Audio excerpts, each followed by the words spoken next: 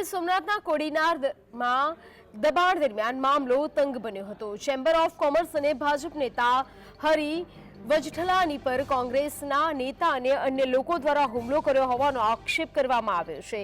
ઘટનાને લઈને ભાજપના ધારાસભ્ય સહિત અનેક લોકોએ ચક્કાજામ કર્યો હતો અને કડક કાર્યવાહી ન થાય ત્યાં સુધી કોડીનાર બંધનું એલાન કર્યું હતું।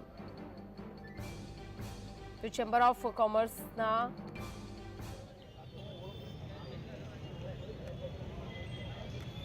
ભાજપ નેતા હરી વજઠલાની પર કોંગ્રેસના નેતા અને અન્ય લોકો દ્વારા હુમલો કરવાનો આક્ષેપ લાગ્યો છે। ઘટનાને લઈને ભાજપના ધારાસભ્ય સહિત અનેક લોકોએ ચક્કાજામ કર્યું હતું અને કડક કાર્યવાહી ન થાય ત્યાં સુધી કોડીનાર બંધનું એલાન કરવામાં આવ્યું છે। કડક કાર્યવાહી કરવાની પણ માંગ કરવામાં આવી છે।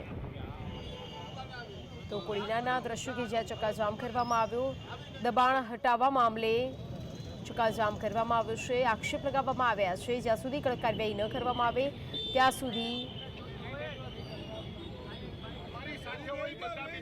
કોડીનાર બંધનું એલાન આપવામાં આવ્યું છે। ચેમ્બર ઓફ કોમર્સ અને ભાજપના નેતા હરી વજઠલાની પર હુમલો કર્યાનો આરોપ લગાવવામાં આવ્યો છે। ભાજપના પ્રમુખ ધારાસભ્ય સહિત અનેક નેતાઓ રોડ પર ચક્કાજામ કર્યું છે। દુકાન આવીને રફીક સેલોત, મહેશ મકવાણા, હરેશ દમણિયા અને એમની સાથે એક ટોળું એમના ઉપર એની દુકાન ઉપર અને હરિકાકા વિઠલાણી ઉપર એક મુનાફ કરીને બુટલેગર છે। આ બધા હરિકાકાની દુકાન ઉપર હુમલો કરે છે, હરિયાકા ઉપર હુમલો કરે છે, પોલીસની હાજરીમાં હુમલો કરે છે।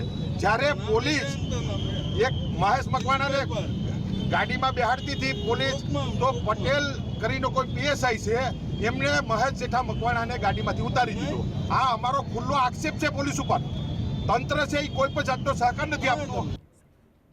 તો વધુ વિગતો સાથે સંવાદદાતા જયેશ ફોનલાઈન પર જોડાઈ ગયા છે। જયેશ, ચક્કાજામ કરવામાં આવ્યો છે, આક્ષેપ કરવામાં આવ્યો છે અને કડક કાર્યવાહીની માંગ પણ કરવામાં આવી છે, શું છે વધુ માહિતી?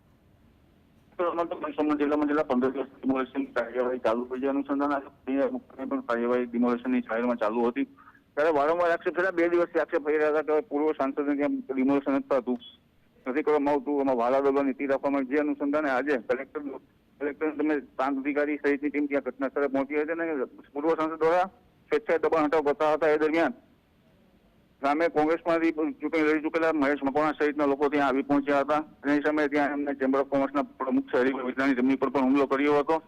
આ ઘટના સંવેદનશીલ બની ગઈ અને તાત્કાલિક લોકો રસ્તા પર ભાજપના આગેવાનો ઉતરી ગયા હતા। શહેર ભાજપ પ્રમુખ સહિતના ભાજપના આગેવાનો ઉતરી ગયા હતા ત્યારે પોલીસ ઉપર પણ આક્ષેપ કરતા પોલીસની પણ શંકાસ્પદ ભૂમિકાનો આક્ષેપ કરવામાં આવેલો હતો।